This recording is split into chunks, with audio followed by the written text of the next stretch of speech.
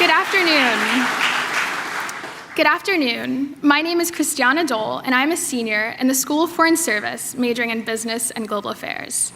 Today's event is hosted by the Georgetown Institute of Politics and Public Service, also known as Geopolitics, and co-sponsored by the Walsh School of Foreign Service. I originally became involved with geopolitics in the freshman pre-orientation program, Campaign Boot Camp. Over the past 4 years, I served as a student associate in the office and have taken full advantage of all the opportunities that geopolitics has to offer. Coming of age in an era defined by globalization and political change, I developed a desire to understand politics and the factors linked to it, in both the domestic and international context. This curiosity led me to the SFS, and since then, global affairs have been at the heart of my academic pursuits and my understanding of the world. Deeply intertwined with history, culture, and commerce, global affairs transcend states and necessitate a collective sense of responsibility to promote the common good. In a world marked by upheaval and conflict, it is this challenge that leaders have and must continue to embrace. With that, today it is my pleasure to introduce former Prime Minister of the UK, Boris Johnson. The Right Honourable Boris Johnson served as Prime Minister of the United Kingdom, leader of the Conservative Party, Foreign Secretary, and Mayor of London. In 2019, he led the Conservative Party to an extraordinary election victory, winning their biggest majority in the House of Commons since 1987, and the highest share of the vote of any party since 1979. Delivering Brexit, the UK's exit from the European Union, was Mr. Johnson's first major achievement in Downing Street.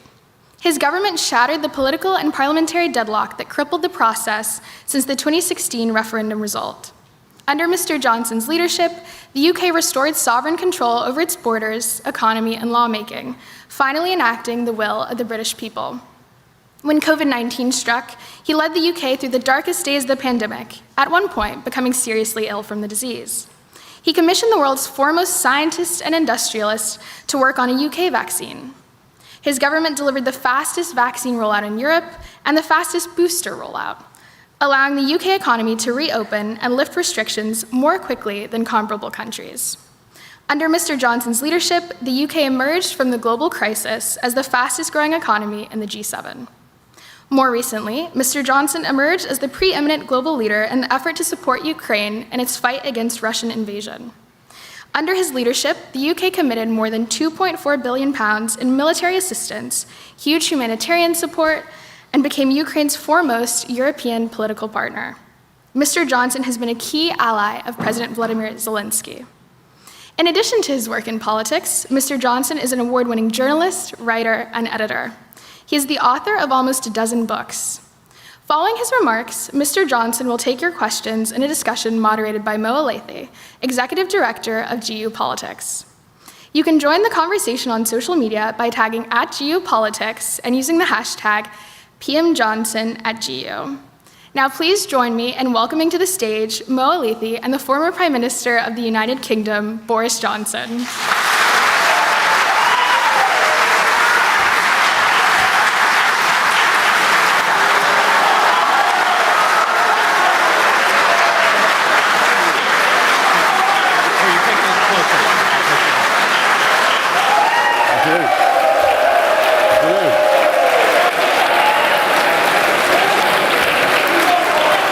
Afternoon. Not a bad crowd for a Thursday afternoon. No, it's extraordinary. Fantastic. Well, Hoya Sachs, everyone. Look at this crowd. Yeah. Thank you so much for making the trip to Georgetown. Absolute pleasure. This is the cream of the cream. That's right. This is it.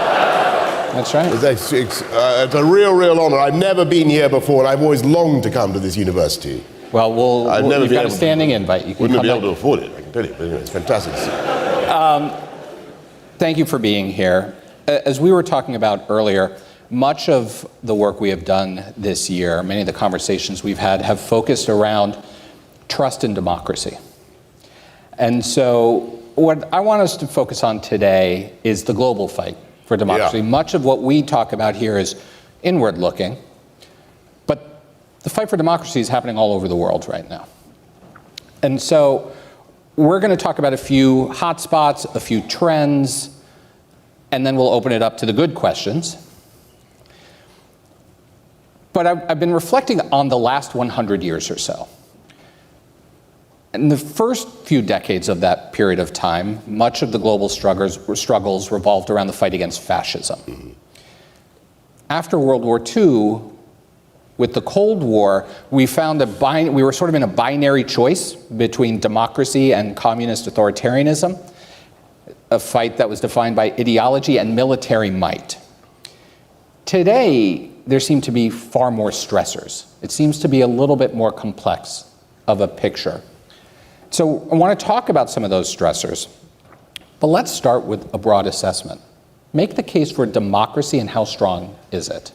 Well, thanks, Mo. I think the question is the most relevant one because I think sometimes with democracy, we kind of assume that everybody agrees with us and everybody's in favor of democracy, and we're kind of backing the democratic team around the world like, you might back a basketball team or whatever, and we think that they automatically deserve to win. But we don't really interrogate ourselves about why democracy is better and why we champion it so fervently. And I'd say, so number one, and we need to do that. You need to start from first principle. Number one, it is morally right that the people should be able to elect and remove from office the people who govern them, right? Number one, it's morally right. But that's not enough. That doesn't win the argument, because that moral issue doesn't, butters no parsnips with people. And they want to know, is it going to produce greater prosperity?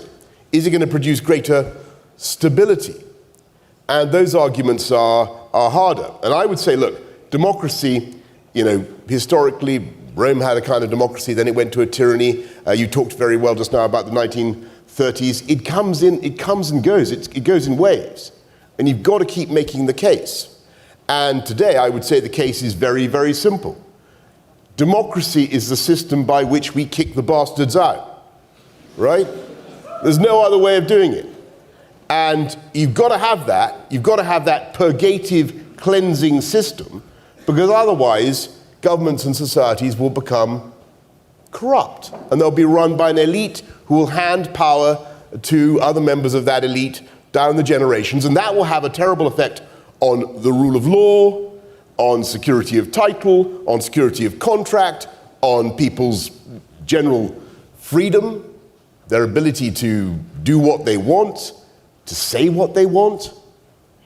And so, in the absence of democracy, you will start to see genuine threats to, and without people having without the rule of law, which is what starts to happen, arbitrary use of power, people too frightened to innovate, to say what they think, you'll start to see real threats to prosperity.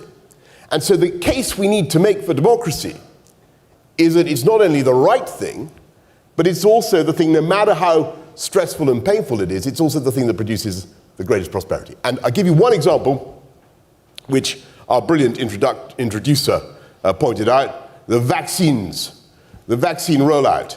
Now, who in this great audience had Sinopharm or Sinovac vaccines? Who used... Okay, Simon. Well, there you go. Okay, well, okay. I'm glad. Well, delighted to have you here. But it was not. It was it, and I congratulate you on securing your protection. But the reality was that neither Sinovac nor Sinopharm nor Sputnik, made as it was with whatever they used to make Sputnik, they were not efficacious vaccines. And the truth is that the vaccines that actually worked were made in the Western democratic capitalist countries. And I think there was a reason for that, which is that basically you're going to get more innovation and better results when you have companies that are responsive to consumers and to shareholders than companies that are listening to party political cadres and commissars and politburos. So that's an argument for democracy, right?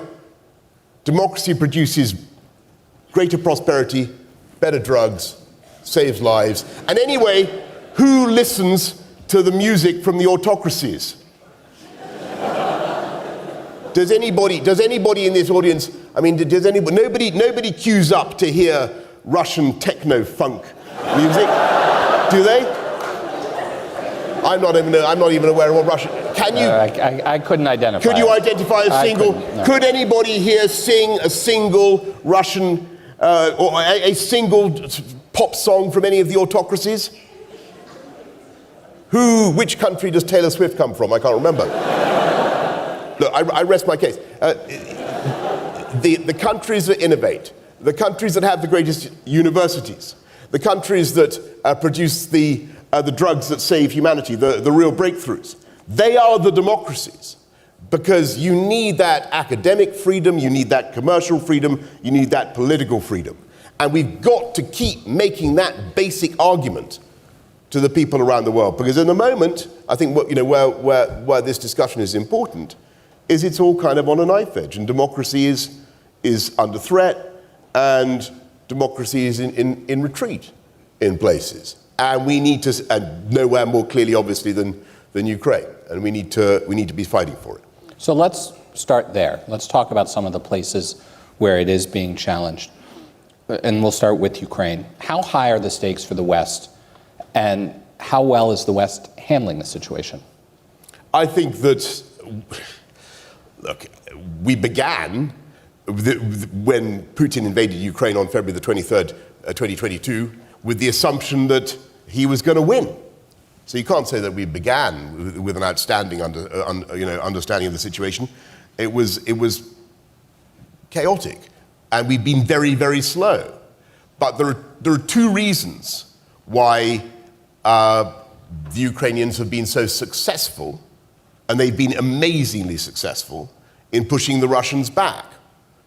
And they've kicked the Russians out of more than 50% of the territory that they initially conquered. They've incapacitated about 40% of the Black Sea Fleet. They've done huge damage to Russia's military capabilities. They've done it mainly because of the bravery, the heroism of Ukrainian armed forces, but they've also done it because of Western support. And I want to pay tribute to the United States of America, because without the sheer weight of American support, I think things might have been very different. And it's been incredibly valuable. I think the initial munitions, the Javelin anti-tank missiles were very important in the battle for Kiev, and then steadily, you ask how we've handled it, I think the answer is we've handled it too slowly.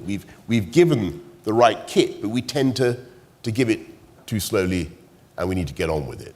And I think that the Ukrainians will win, but they can only win with intensified Western support. And I really hope that supplemental loan now, it's a loan, it's a sensible way of doing it, is going to go through Congress in the next few days. That will make a huge, huge difference. How worried are you about that? I mean, here in the U.S., we've got a very fractured political debate now over what the next step should be. Yeah, look, I think that the U.S. has been fantastic generally in its support for Ukraine. And I think it's bipartisan. There is a strain of opinion, however, which has always been strong in the United States, that you can be isolationist, and that this is not a matter for the US, that it's a long way away, and that the US should not be worrying about it. I would make the case to people thinking about US taxpayer dollars, which I'm sure you all are. There could be no more effective way of investing in Western security than investing in Ukraine.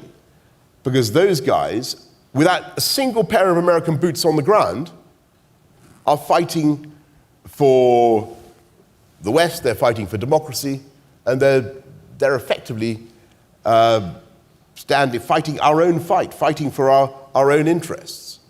And for a fraction of US annual defense spending, I would argue to American friends that we're getting fantastic value. It's also, by the way, morally right that we're doing it. You know, Ukraine is a wonderful, free, sovereign, independent European country. And if Putin had succeeded in 2022, in February 2022, it would have been a nightmare. And, you know, to talk about democracy and autocracy, that is the difference. You know, Ukraine, for all its problems, all the social problems it has, it is a democracy. People in Ukrainian elections, you don't know the outcome in advance. You can't say that about Russia. In Ukraine, journalists don't get shot. That's what happens in Russia. In Ukraine, your political opponent doesn't get poisoned. That's what happens in Russia, or not in modern Ukraine. And that's the difference. And that is something worth sticking up for. The guy's here saying only 15 minutes till Q&A. All right, okay. It's okay, sorry. We'll Each of my answers is taking 15 minutes. We got a lot of ground to cover, but I want to ask one more question about Ukraine before moving on. It was reported just in the last week that as we head into our own presidential election, that the Republican nominee is considering pushing a plan. The Republican nominee? The Republican nominee. Just remind me. That President Trump is considering a peace plan that would cede parts of Ukraine to Russia and permanently exclude Ukraine from NATO. What do you think of that approach? Well, I don't want to come and intervene in domestic politics of a great and friendly country. But what I would say is that I don't believe that any would-be president of the United States, let alone a president who wants to make America great again, is going to want to kick off his new presidency by allowing Vladimir Putin to win and allowing Ukraine to be humiliated and the West to be humiliated and the idea of democracy to be humiliated. I just don't think that's something that any president should envisage. Plus, the reason I am cautiously hopeful is because when you look at what President Trump actually did when he was in office, it was, and I'm conscious that this may be a controversial view, but it was he who gave the Ukrainians the javelins, which were so indispensable to that battle around Kiev, and we gave them NLAWs, which are another type of anti-tank weapon.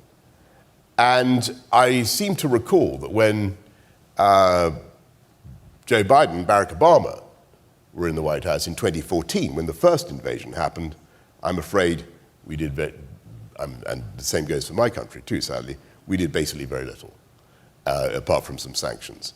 So, early to say, but I would say judge him by what he did, and think about what it might mean to a new president to have a triumph for Putin and the humiliation of the West, because I think that would be a disaster. And I cannot believe that that is seriously what he would want. Okay. Let's move to the other region of the world where we're seeing a major conflict, and that's Israel and Gaza. The world was unified, I think, behind Israel in the immediate aftermath of the terrorist attack on October 7th. But as the ongoing Israeli response has resulted in what I think most people would say is devastation in Gaza and a lot of civilian deaths, that support is much more fractured. What is your take on the situation there now and the best way to proceed and move forward? Yeah, look, I think first thing to say is that everybody's heart bleeds for what's happening in Gaza, and it's no one wants to see this thing go on a minute more than it has to, and everybody wants a ceasefire. Everyone wants an end to this thing, right? Of course. I'm not sure, by the way, that the world was entirely united on day one, because the interesting thing was that a lot of people reacted on October the 8th, before Israel had even mounted any kind of operation at all, by going out and demonstrating in favor of the Palestinian cause and against Israel. And so they began with an assumption. A lot of people did, that Israel was somehow in the wrong in this. And I got to tell you, I don't agree with that, right? I don't agree with that. I'll be very straight with you all. I think that I went to Kfar Aza, I saw what had happened to innocent people there, and it was absolutely horrendous. Just to remind you, if a similar terrorist atrocity had been committed in the UK, pro rata, about 10,000, more than 10,000 people would have been killed, if you do the math. Now, I, or any elected leader in the UK, would be morally obliged, politically bounden, constitutionally bounden, to find the people who'd done it, find the organization that had done it, and make sure that they weren't in a position to do it again. Because the primary duty of a government is to protect its people. And that is, I'm afraid, why Israel has had to do what it has had to do. And for my money, I think that when Hamas digs its tunnels and situates its operatives by civilian targets and does something like the attack of October the 7th, they know that they are going to trigger reprisals of the kind that tragically, appallingly we have seen. And they know that Western sympathy, as it has been, is going to start draining from Israel. And we're seeing that. But all I can say is, speaking entirely frankly to you, we've got to maintain that moral clarity about what happened. And the difference between Hamas and Israel is that Hamas set out to maim, murder, rape, kill innocent people, as many as they could, and this was instigated by the leadership of Hamas from Gaza. And I think Israel has no choice but to try to make sure that that cannot happen again.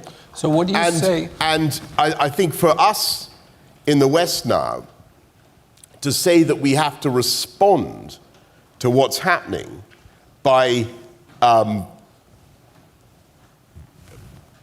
discriminating against Israel, banning the sale of arms to Israel, which some people are now proposing. Well, what does that mean? On a Kantian imperative, if the UK or the US bans arms to Israel, we must mean that we're logically urging everybody to ban arms to Israel, right? We're saying that we don't think Israel should be able to defend itself against Hamas. We're logically saying that we think Hamas should win. Really? Is that a good outcome for the world? Really? Hamas? Do you think actually even in the great Arab countries, they want Hamas to win? No, they certainly don't. So I think it's a nightmare. I wish it would end. But I cannot find it I cannot see an easy solution. And I certainly cannot countenance a solution in which we drop our basic support for the only democracy in the region and allow Hamas to win. And for that reason, I wholly oppose an arms embargo on Israel. And I think that it is bizarre that 6 months after that state suffered the biggest massacre of Jewish people since the Second World War, that's where we've got to. You said that we can't afford to lose the moral clarity of what happened to Israel. What do you say to those who say that same moral clarity, though, needs to be applied to the plight of the innocent Palestinian civilians who are caught in this, and that there should be some pressure on our friend in Jerusalem? Well, there certainly is pressure. And look to, I think that some of the things that have happened have been utterly reprehensible, the bombing of the aid convoy and many other things. But there, as far as I can tell, and it's a while since I've been there, there is a huge amount of pressure on Israel to try to minimize civilian casualties, whereas with Hamas, as I say, the motive is the other way around. They want to maximize civilian casualties, and as far as I can see, they actually want to maximize their own. Or they're allowing huge numbers of their own people to be killed by provoking Israel to do what it's doing, because they know that that is so corrosive of Western support for Israel. And I'm afraid the tragic thing is that it seems to be working. And I regret it. I wish I could offer a better way forward. I don't think many people can see an easy solution at the moment. I think it should never, goes without saying that what happened on October the 7th was a disastrous failure, should never have been allowed to happen. It was also clearly a hideous, witting, premeditated attack on innocent people. And again, a democratic government's got no choice but to try to prevent that sort of thing happening again. What else do you do? What would the US do? Let's shift gears one more time before we move to the audience questions. One of the things that really strikes me is that the battlefield in the fight for democracy is shifting as well. It's not just traditional kinetic warfare between nation states. We're seeing it move into cyber warfare. We're seeing algorithmically driven polarization. We're seeing rise of misinformation, disinformation at a speed and scale that we haven't dealt with before. And a lot of experts say countries like Russia, China, Iran have been very aggressive in using these tools, but that there's an inherent difficulty in open societies like democracies in countering that without going against some of our core democratic ideals about information. You mean like having censorship and stuff? So how prepared do you think we are for this whole new theater in the struggle for democracy? What can we do better? Look, I think we can kind of overthink this. I think most people actually are pretty reasonable, can be persuaded by the facts, and are looking for common sense. And I think even in the US, which is so apparently polarized at the moment, I think there are lots of people who really occupy, they're willing to be persuaded by the facts. And I think what we've got to do is make sure that they don't feel excluded. I think sometimes the media is not covering things in the way that they want, so they start to go off and look at a load of stuff on the internet that gives them greater satisfaction, that feeds their prejudices. I think we need to try and bring people in, bring people together. And what I certainly don't think we should do is try to censor stuff. I think that the truth shall set you free. And I think people are very wise, and they can spot what's really going on. Some of the struggle, and that's a good segue, some of the struggle in the fight for democracy is internal these days. And I want to cite a study done recently by the Pew Research Center. They did a survey of 24 countries, showed that half or more respondents in 17 of those countries are dissatisfied with the way democracy works. A median of 31%, so nearly a third across these countries, would support authoritarian systems. 32% of Americans would support a form of governance led by a strong leader who can make decisions without interference from parliament or the courts. And that number is at 37% in the UK. Why? I think I'm making a case for democracy. I'm not saying democracy is perfect. It's the worst system in the world except for all the others, as everybody knows. It produces flip-flopping from one side of the political spectrum to the other. I think in Chinese universities now, they teach a course about democracy and its failings with reference to HS2, this big railway line that we're building in the UK, because we keep chopping and changing and cutting it and cancelling it. And in China, they wouldn't do that. They would just forge on. And yeah, I mean, speaking as a fan of HS2 and massive infrastructure investment, I'm attracted to that approach. And the way I can tell you, there were many times when I was Prime Minister when I certainly wanted to have tyrannical powers and ram things. Of course. And there were times when my supporters wanted me to have tyrannical powers to do things. Of course, it's only human.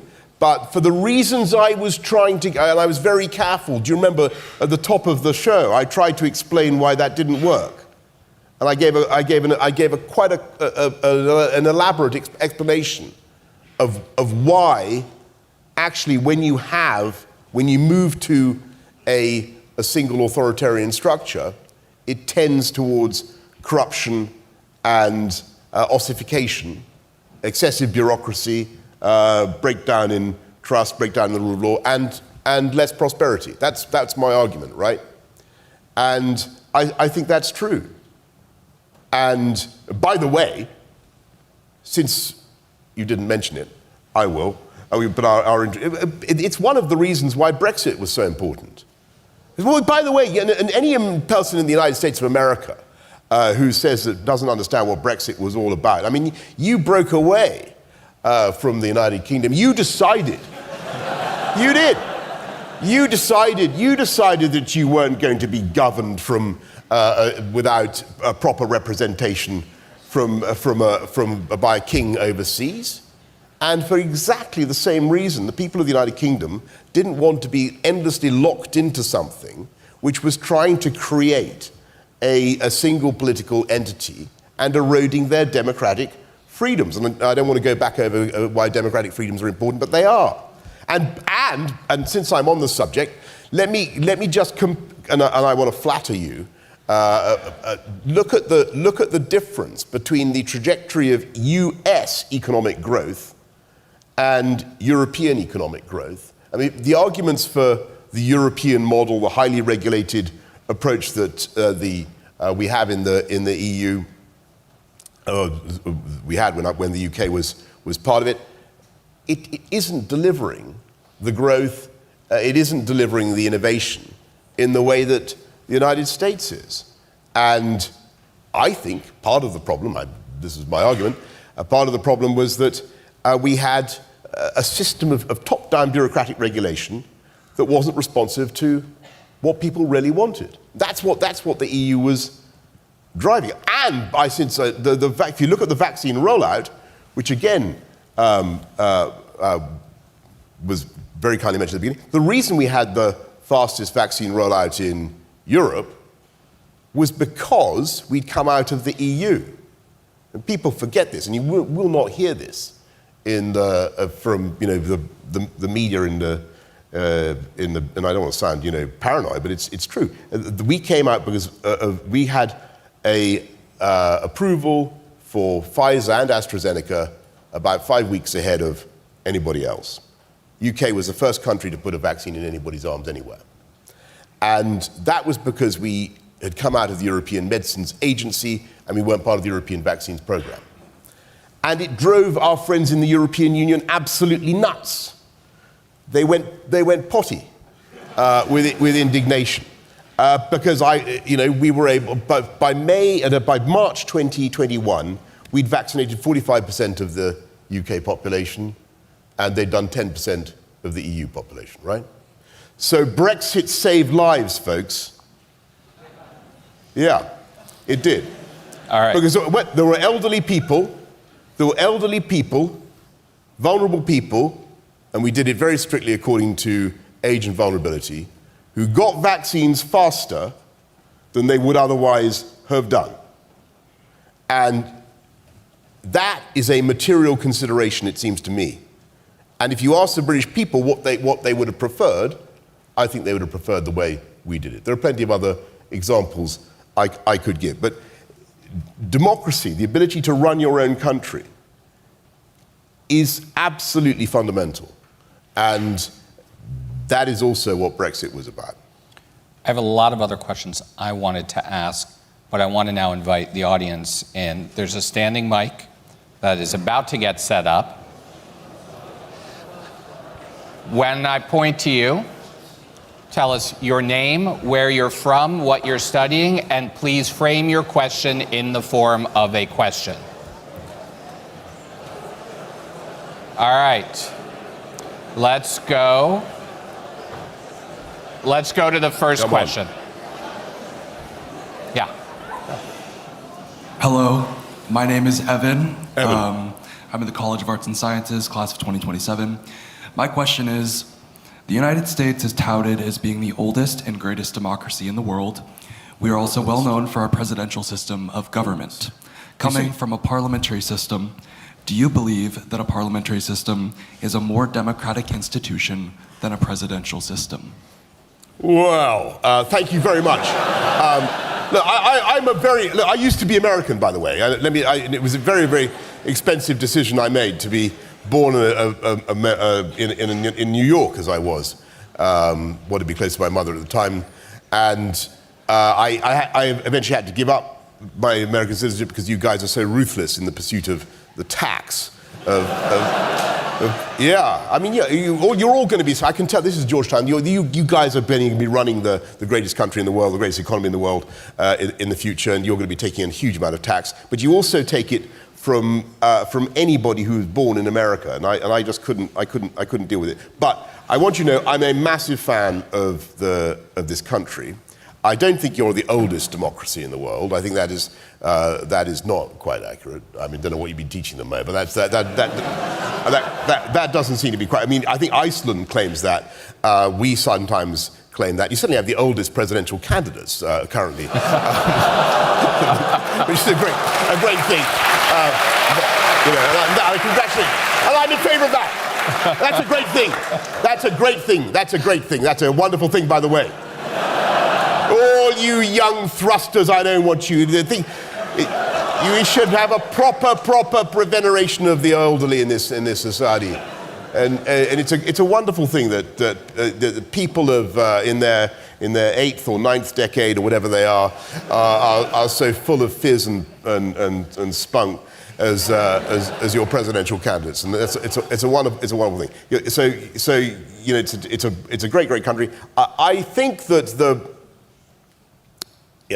the parliamentary system has great beauty, and I think that I had to do something every week called Prime Minister's Questions, which you may have seen it on TV. If you see it, it looks utterly shambolic and terrifying to do, and it is, because you don't know what the questions are going to be.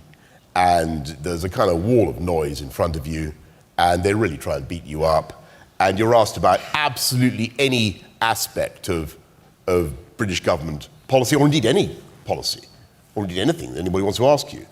And when you're humiliated, as you often are, it can look pretty bad.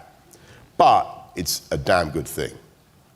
And what it means is that that's the system by which the people who put you there, the people whose votes actually get you into that office, are able, through that noise, through those questions, to communicate their feelings of anger about what's going wrong.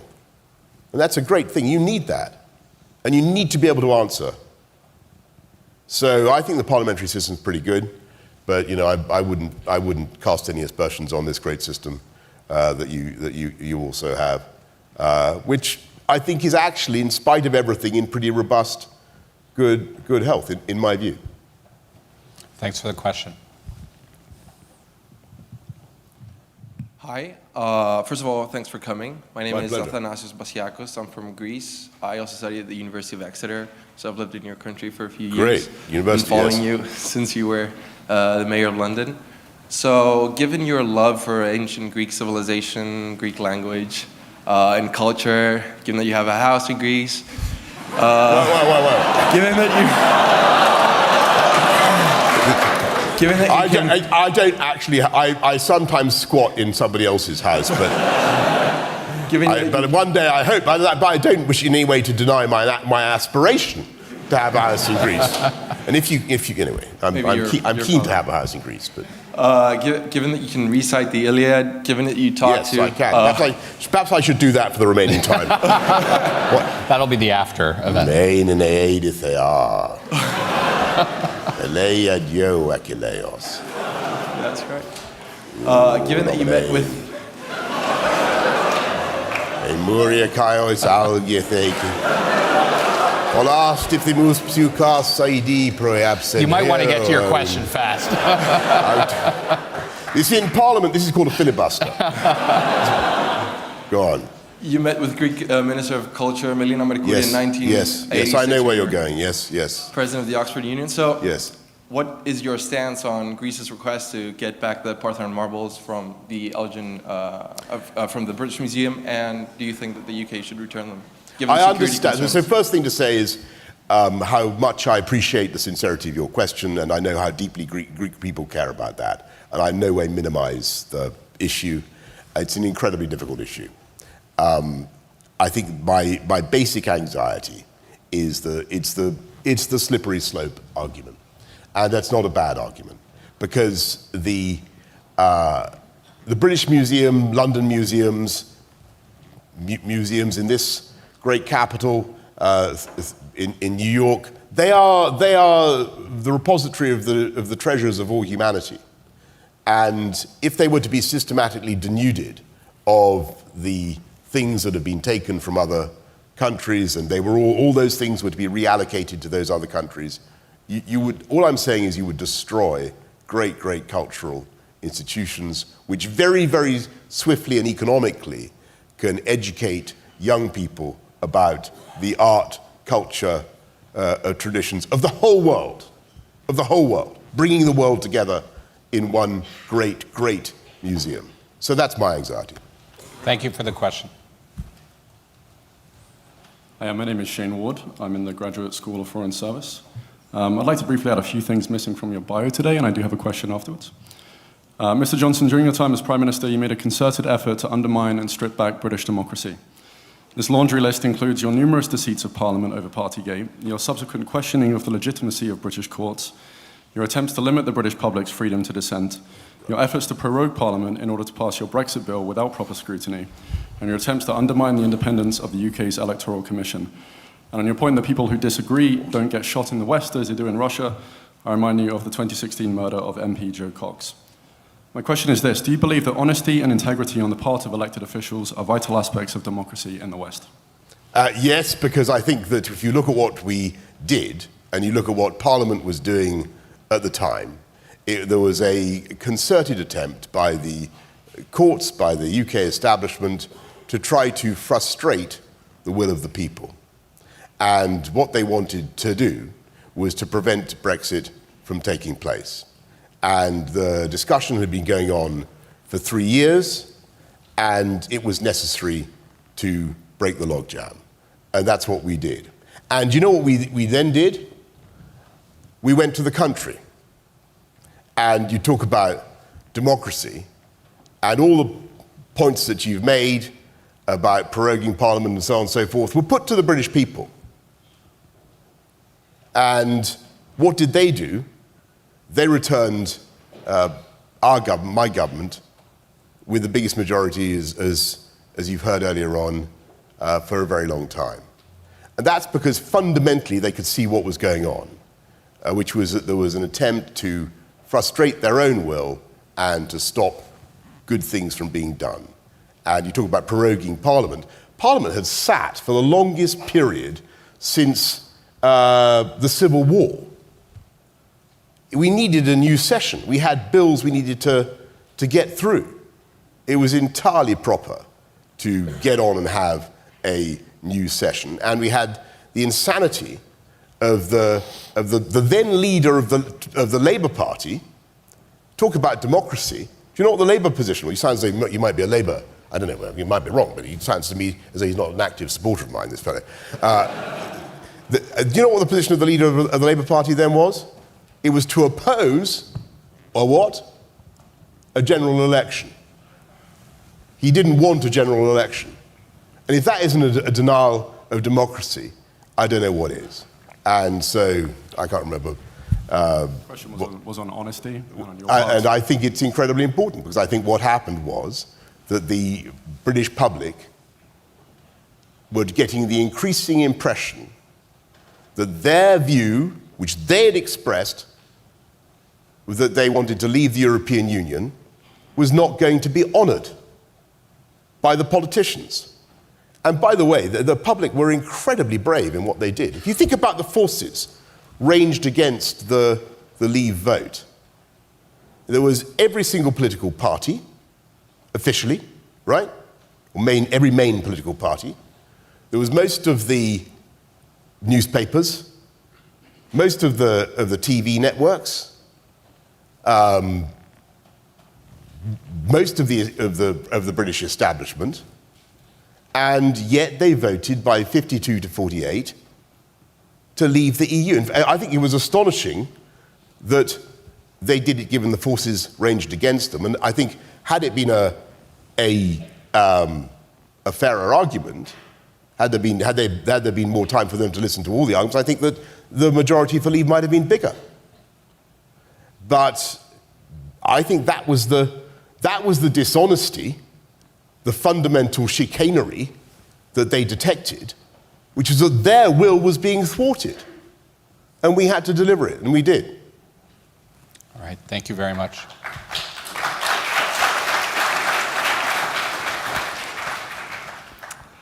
Good afternoon. Tony LeBranch. I'm a student in the college. So my question to you is, where do you see the United Kingdom heading with polls showing that support for Scottish independence has reached record highs, Northern Ireland as well, and if there were to be another referendum as there was in 2014, would you recognize a result that was in the affirmative? I think that, of course, I'm a Democrat, as I've exhaustively said this afternoon. I, of course, would respect the will of the people, but I don't think that is what will happen. And I don't think any of the outcomes that you mentioned are going to happen. I think that the future of the UK is going to be glorious, and we're going to keep going. And actually, if you look at the GDP growth of the UK since 2010, we're ahead of our European partners, ahead of most of our European equivalents. I've mentioned the vaccine rollout, which we wouldn't have been able to do without Brexit. I might also mention the AUKUS military pact, which you certainly wouldn't have been able to do without Brexit, the independent stance we took on Ukraine. One of the problems we had in 2014 was not only that Obama and Biden didn't want to do anything, but that the EU decided they were going to hand the whole dossier to France and Germany. You remember that? The Normandy process, you brilliant scholars of foreign policy. The Minsk Accords, who knows about the Minsk Accords? It was basically a nightmare thing by which Russia and Ukraine were treated as a kind of feuding married couple with France and Germany as the guidance counselors. And it was an absolute farce. And it didn't reflect the reality of what had happened. The UK in 2022 took a very different approach. We decided that we were going to lead the charge for a proper defense of Ukraine. And I think that was the right thing to do. I'm not at all sure, and if you talk to other European diplomats in the East European countries, they totally agree with this. The UK in the EU would not have taken the line on Ukraine that we did. And you can look back at what we did in 2014 and draw the contrast. So I think the future of the UK is going to be great. I think that we need to be more robust, more optimistic about sticking up for democracy around the world. And I think, yes, things are tense at the moment, and I think that what's happening in the Middle East is tragic, and I've tried to give an indication of where I think that needs to go. I think the crucial thing is that Ukraine needs to win, and Putin needs to lose. And that will advance the cause of democracy more than any other single thing. But don't worry about the UK. I mean, there's nothing that people... I'm one of those rare UK politicians who will not moan about the UK. I think the UK is in great shape, basically speaking. Thanks. Hi, good afternoon. My name is Qulin Leyi, and I am a first-year MPP student. And my question is, in the Asian China, there was definitely no democracy, but still they created gorgeous culture in points, architecture, and etc., etc. So how could you argue against it?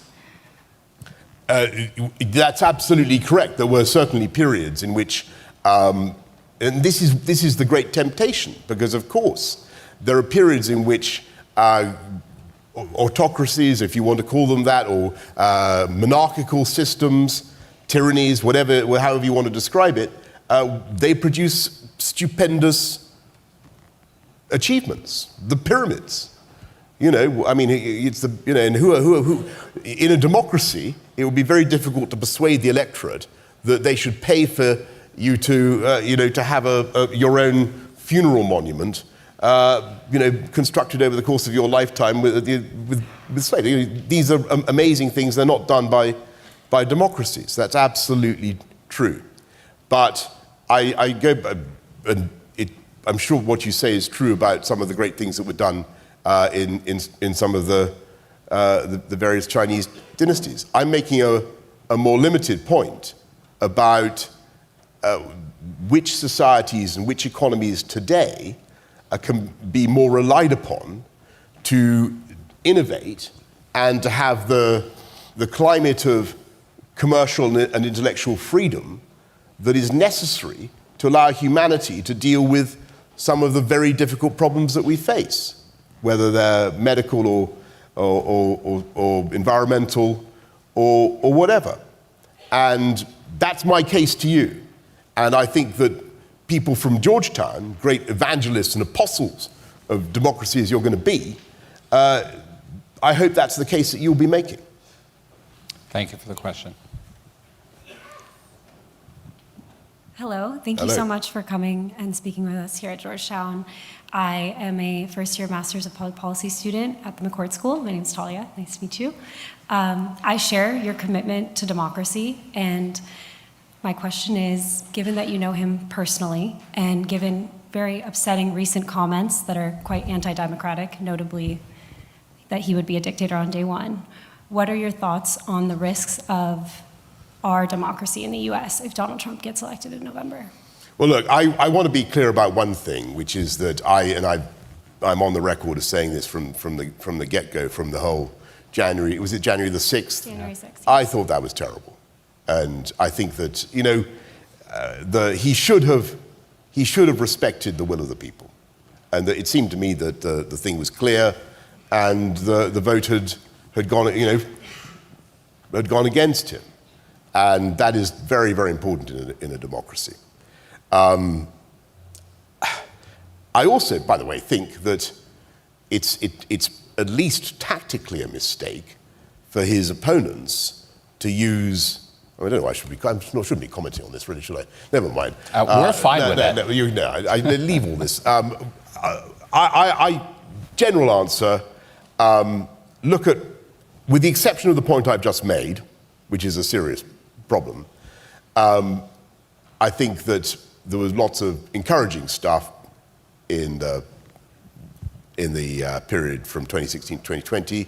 I mentioned the javelins to the Ukrainians. You might also mention being tough on Bashar al-Assad. I thought that was the right thing to do.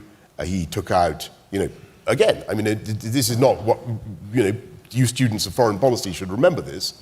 When Bashar al-Assad used chemical weapons against his own people in 2013, the West, Obama, did nothing, right? When he did it again at Khan Sheikhoun in, I think, 2018, when Trump was president, he absolutely whacked Assad. And he hit him so hard that, as far as I know, he hasn't used chemical weapons ever again. I'm just saying, all right? So there were, from a foreign policy perspective, there were things that looked positive. And so, and I get back to the point I made earlier on about Ukraine. I'm not starry-eyed about this, but I'm hopeful. Thanks for the question. Thank you, Mr. Johnson, for being here with us. I'm Gian. I was born in London but lived in New York most of my life. Great. And I'm a first-year student studying economics here at Georgetown. You've spoken a bit about Brexit. I wanted to push you a bit about it. Today, more people in the UK, as of today, believe Brexit was a failure rather than a success. Leaving the EU has sliced 5% off the UK GDP and made the country poorer. I'm a UK-US dual citizen, and I worry about the current economy's trajectory. There's been no trade deal with the US as promised, and leaving the single market has been demonstrably disastrous. Bob, I've just given you, Let me continue. Okay. Do you think that a democratic procedure like the Brexit referendum is truly democratic if voters are only offered two choices without adequate information about the consequences? And don't true democracies allow us to change our mind after facing the real consequences and express a more comprehensive view, such as rejoining the single market, instead of simply just voting to leave or remain? Similar in the US, we have just two options. Many people don't just like those two options. Shouldn't we have more options in a true democracy? Well, I think...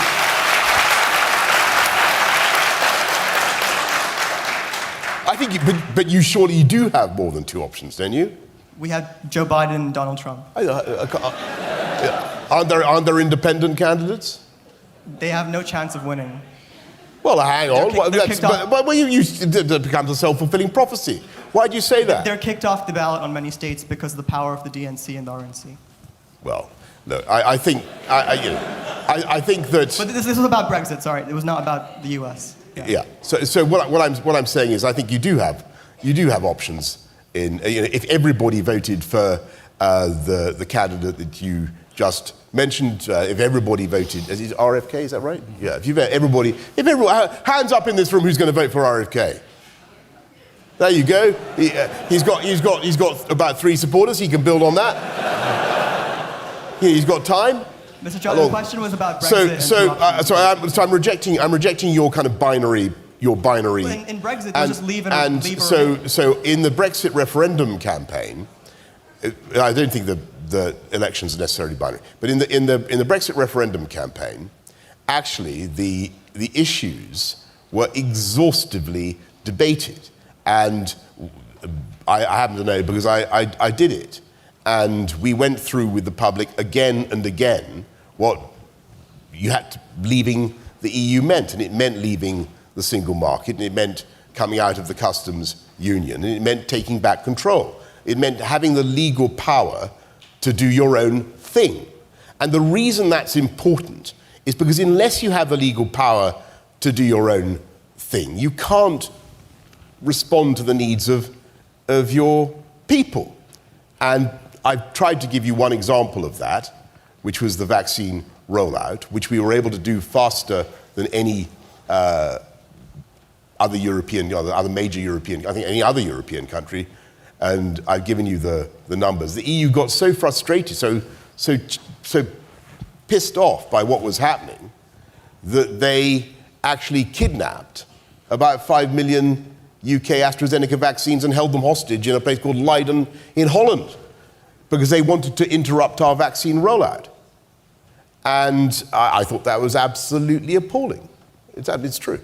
And a measure of how hostile they were to the success of Brexit Britain. But that only confirmed to me the importance of being able to govern your own country and to do your own thing. And I think actually that as time goes on, the advantages of what we've done will become clearer and clearer. And yes, it's sad we haven't done a free trade deal with the US. I have to say that the current White House has not been much interested in it. But who knows what changes may be around the track. All right, thank you. Thank you for the question. We are about to get the hook. What's the hook? We're about to get kicked out. Okay. But I want to ask one last question. What Yes. are the chances that you yourself will stand for election again? I think I live a life of blameless rustic obscurity now in Britain. When I'm not going around giving speeches, and I think unlikely in the short term. Unlikely in the short term, I would say. But I think only circumstances on which anybody should stand for election is if they really think that they have something useful to contribute. And if I did think that, then I would. Okay. Boris Johnson, thank you for coming to Thank you very much. Thank you. Thank you. Thank you. Thank you. Thank you to our co-host, School of Foreign Service. Thank you, Worldwide Advisory, for facilitating this. And thank all of you. Thank you. Thank you.